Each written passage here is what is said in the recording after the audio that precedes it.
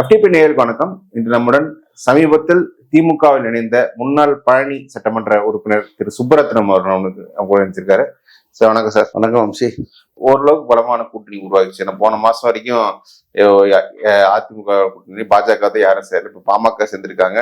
இவ்வளவு நாள் எதிரும் புதிராக இருந்த தினகரன் அவரே சேர்ந்து அண்ணன் எடப்பாடியை முதலமைச்சர் ஆக்குவேன் அவர் சொல்லிட்டாரு. கேள்வியை கேட்கிறப்ப உங்களுக்கே சிரிப்பு வருது.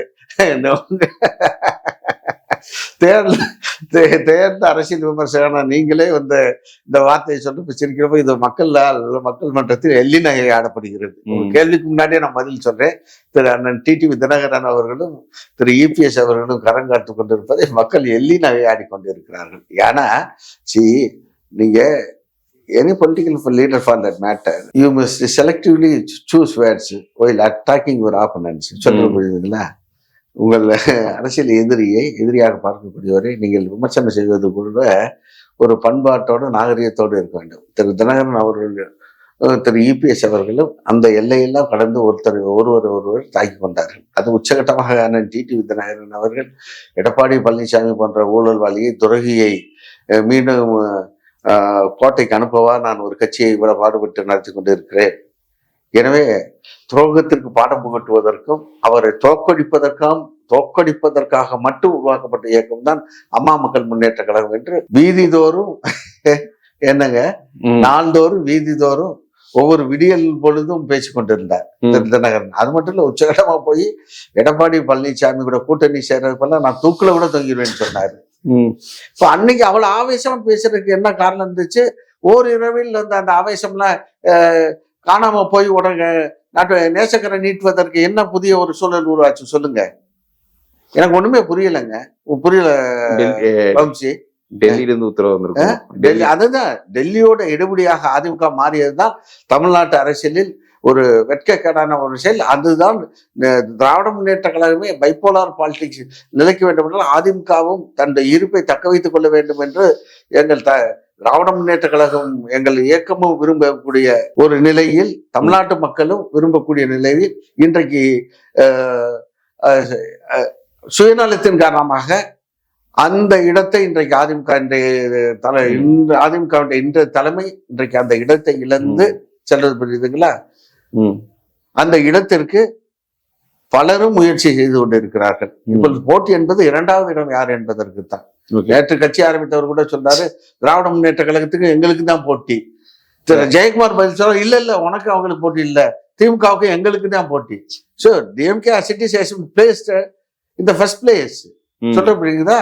those opponent parties are pitching for a second place only. இரண்டாம் இடம் யாருக்கு என்பது இல்ல இன்றைக்கு எதிர்கட்சிகளுடைய போட்டி என்பது என இருக்கிறதே தவிர முதல் இடம் என்பது எதிர்கட்சிகளே அறிவிக்கப்பட்டு விட்டது, அங்கீகரிக்கப்பட்டு விட்டது திராவிட முன்னேற்ற கழகம் தான். எனவே 2.0 ஆட்சி என்பது எங்கள் தலைவர் தொடரும். இப்போ அதிமுக அணிக்கு பெரிய சவால் எதிர்பார்க்கப்பட்டிருந்தா தென் மாவட்டங்கள்ல அந்த கட்சி பலவீனமாகி விட்டது, முக்குழுத்த சமுதாயம் அது அவங்களுக்கு எதிராக போயிட்டாங்க. இப்ப தினகரன் சேர்ந்த பிறகு அந்த கோபம் எடப்பாடி மீது ஓரளவு குறைஞ்சிருக்கு நினைக்கிறீங்களா? சரி, எந்த வகையில தினகரன் சேர்ந்ததுவே அந்த சமுதாய மக்கள் ஏத்துக்கல சார்.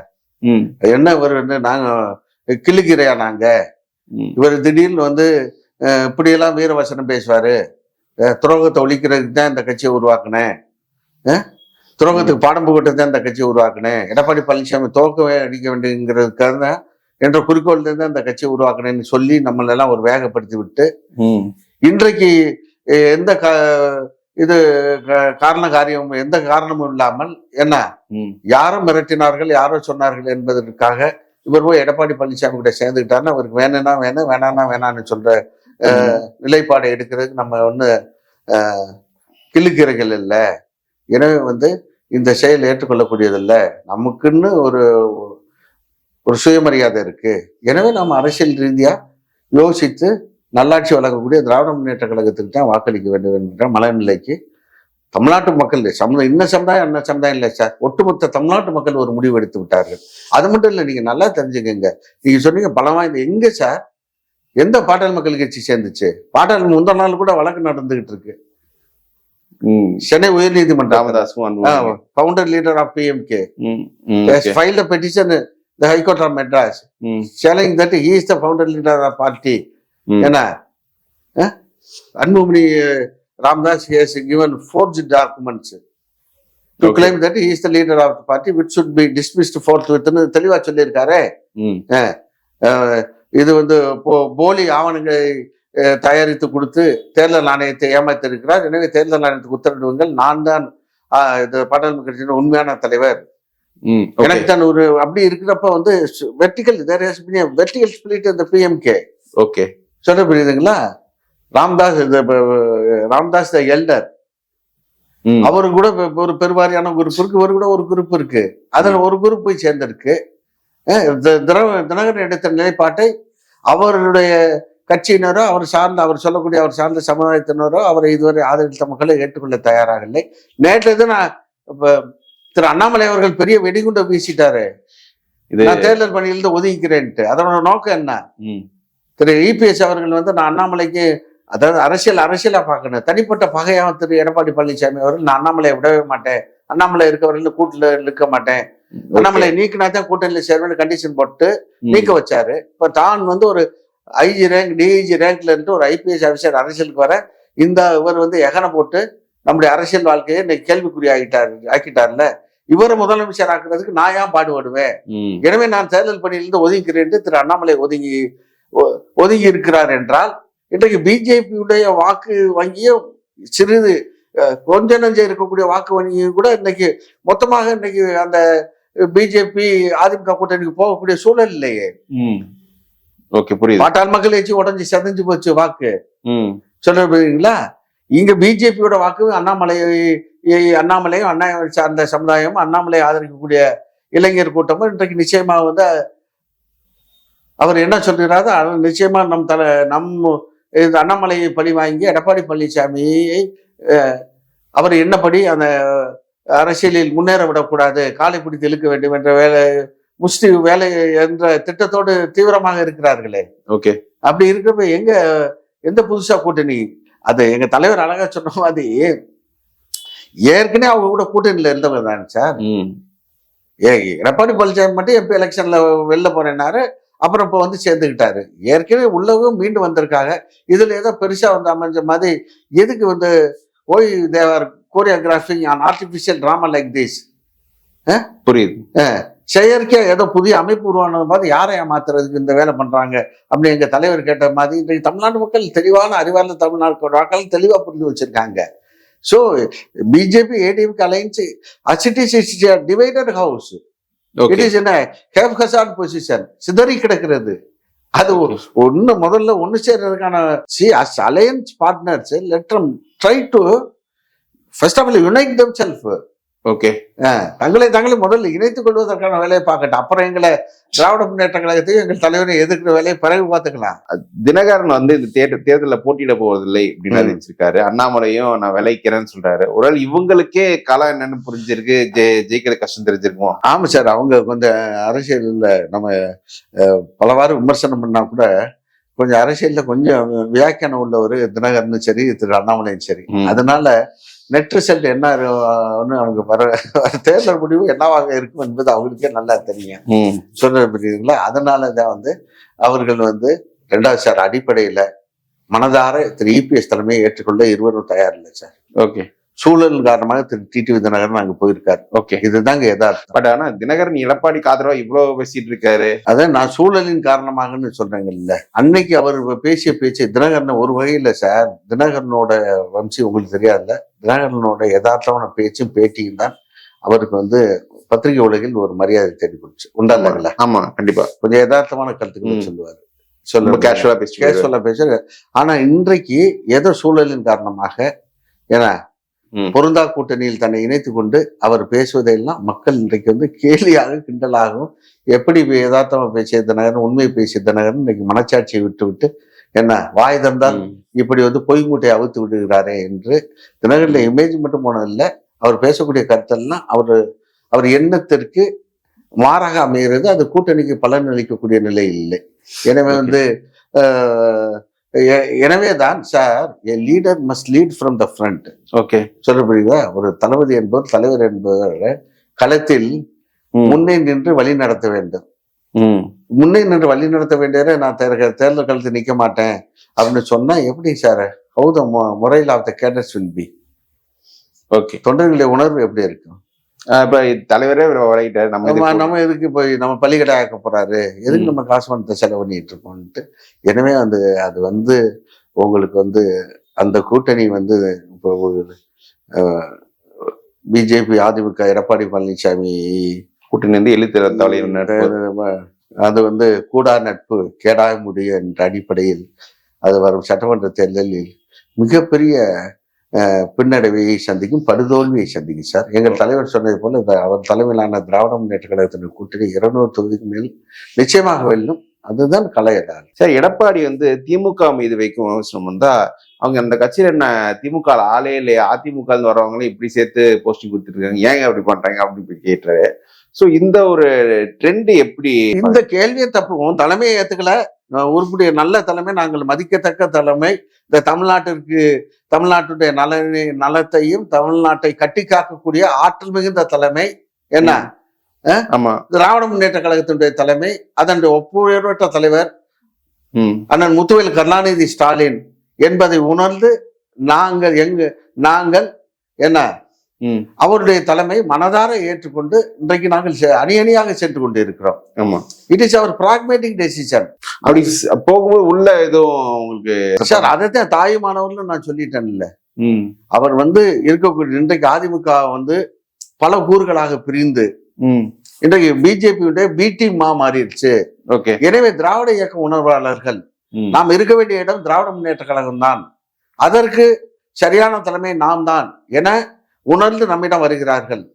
எனவே வந்து ஒரு போர்க்களத்தில் வீடுல சொத்திலிருந்து உற்றார் உறவினரிலிருந்து இருப்பிடம் தேடி வருவார்களே, அவர்கள் எப்படி அரவணைப்பார்களோ அதை போல இன்றைக்கு விலாசம்ல வரக்கூடிய எங்களுக்கு விலாசம் வழங்கி எங்களை அரவணைத்து செல்லக்கூடிய ஒரு ஆற்றல் மிகுந்த தலைவராக, தாயினம் என்ற தலைவராக திராவிட முன்னேற்ற கழகத்தினுடைய தலைவர், மாண்புமிகு தமிழகத்தினுடைய முதல்வர் அண்ணன் தளபதியார் அவர்கள் இருக்கிறார்கள். இளைஞரனுடைய செயலாளரும் துணை முதலமைச்சருமான அன்பு இளவல் உதயா அவர்களும் எங்களை எல்லாம் ஒரு உடன்பிறந்த மூத்த அண்ணனை போல பாவித்து இருகரம் கூப்பி வரவேற்று நம்பிக்கை ஊட்டும் வகையிலே எங்களுக்கெல்லாம் உற்சாகம் ஊட்டி இன்றைக்கு எங்களை எல்லாம் இயக்கத்தில் சேர்த்து இருக்கிறார்கள். எனவே நாங்கள் வந்து இந்த சூழலில் எஞ்சிய காலத்தில் திராவிட முன்னேற்ற கழகத்திற்கும் அதனுடைய தலைவர் எங்களுடைய தளபதியார் அவர்களுக்கும் இழந்தவர்களுக்கும் இந்த இயக்கத்திற்கு எங்களால் முடிந்த அளவு